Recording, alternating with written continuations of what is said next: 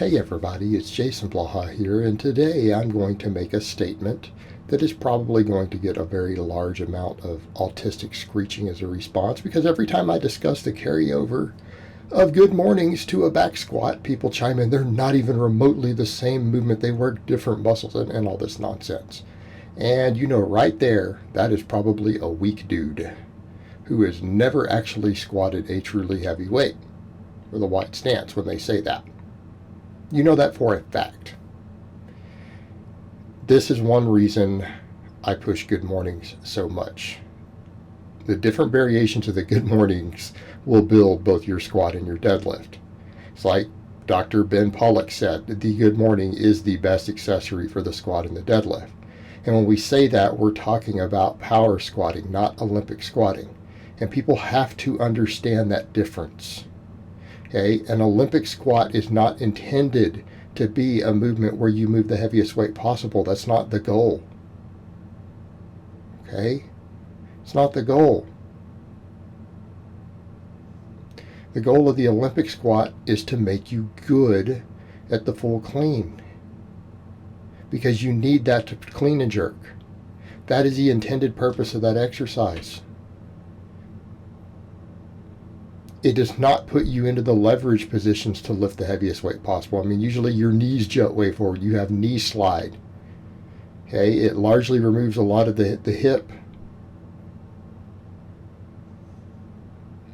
A power squat is a hip extension exercise. So when we talk about it being hip dominant, we don't mean the quads are removed. The quads are still a primary mover. Okay, they are still a primary mover, and yes, that is confirmed with studies have looked at it. The wide stance squat does not use less quad, because the heavier weights that we're able to move makes up for the fact that other muscles get involved. And people will argue, well, there's a little less knee bend. Well, yeah, because again, you're power squatting. Our goal is to move the heaviest weight and hit parallel. Okay, and so yes, that means that there will be less bending of the knee required, because the wider stance dictates that. But because we end up loading a heavier weight and the quads have to get it moving out of the bottom, or a big part of it, the studies show that it lights up the EMG just as much. The biomechanic angles show that it works the quads just as much. And when we talk about a hip dominant versus quad dominant squat, that's a myth. We bring more hip into the power squat, but it doesn't remove quad. That's the problem. People think in that terms of dominance instead of I'm adding something, they think that they're detracting something else. So it's not hip versus quad dominant. It's can we use more hip? And when we become hip dominant, as people call it, with a squat, it is a good morning. If people who don't understand that look at the hip extension, you see me there, I'm repping out, 275? Set of 20, or is that set of 10? I'd have to recheck the plates. I think that's a set of 10 with 375, whatever it is. Yeah, that was 375. So look at the hip angles involved, and then watch any of the squatting. Watch a squat, or watch a good morning. Again, you're going to see me hit a heavy good morning. Watch what happens with the hip. Watch the hips on a good morning. The hip angle is identical to a power squat.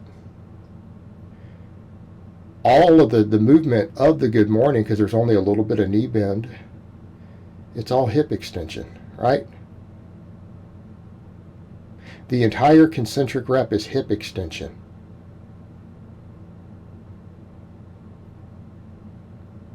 Now watch a squat. The amount of hip extension is the same. The only thing that happens is that we bring more quadricep in. Now people will argue about the moment arm at the top. It's like, well, yeah, that's true. Yes, we bend over more. Yes, it requires us to use a little more back and posterior chain accordingly. But don't you want those stronger? Means you don't ever have to worry about good morninging a squat. But watch a power squat there. The hip extension is the same. Identical. A parallel box squat or a parallel power squat creates the same hip angle that a really heavy power good morning does. Hopefully at this point a light bulb is turning on for people. Okay. This is why when you've heard Louis Simmons say, and it's really really a beautiful analogy. It's like if you get your good morning max as high as your squat max, you never have to worry about doing a good morning on the squat. The good morning squat becomes a non-issue, because you can just power through it and lock it.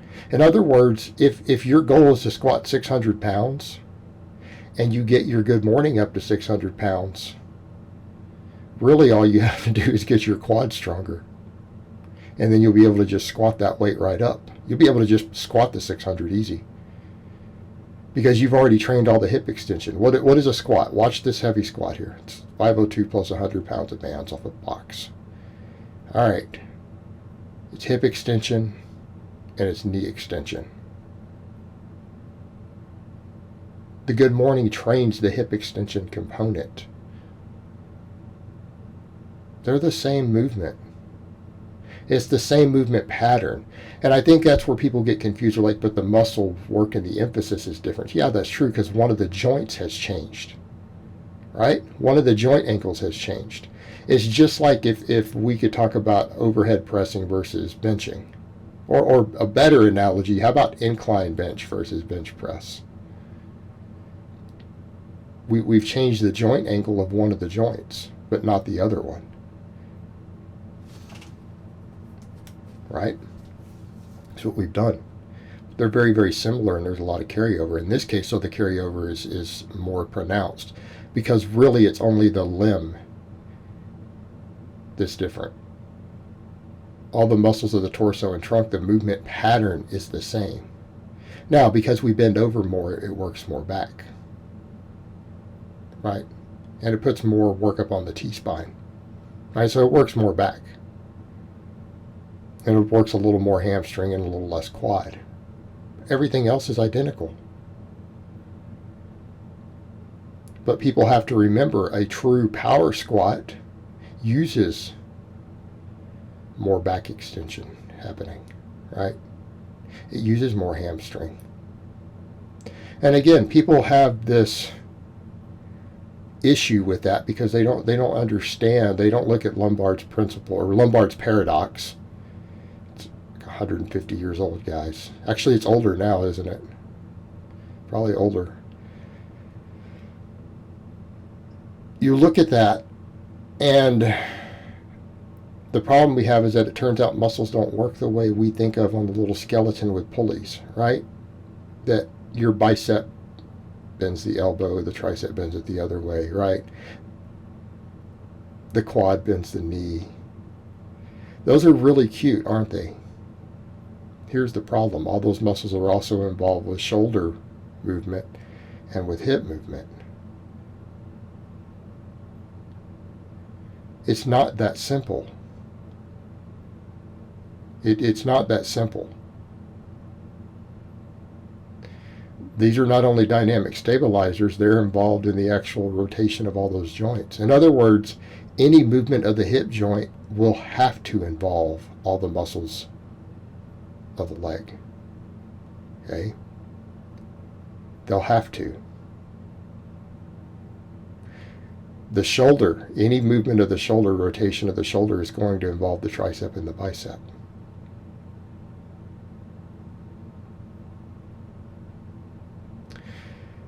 So we run into problems with these, so when people will say, well, I don't understand hamstrings. Like, no, on a true power squat, yes, you use the quads, but you use all the muscles of the lower body. The hamstrings, the adductors, the abductors, the glutes, everything is used. And that's intentional. That's why we do a wider stance also, to make sure we use all the muscles, because it brings more of them into play. Because the more muscles we can get involved, the more weight we can move.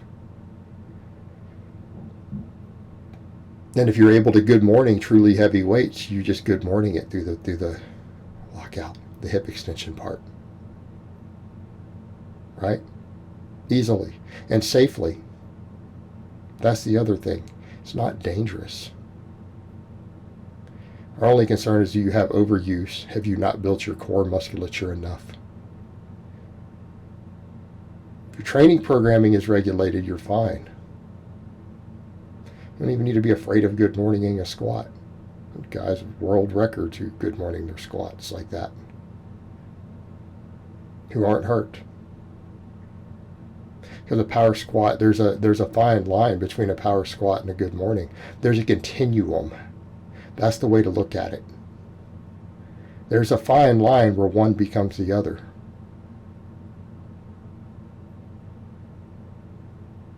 All right, guys, but that's really all I have to say on that today. I hope it's been informative, and I will talk to you guys next time.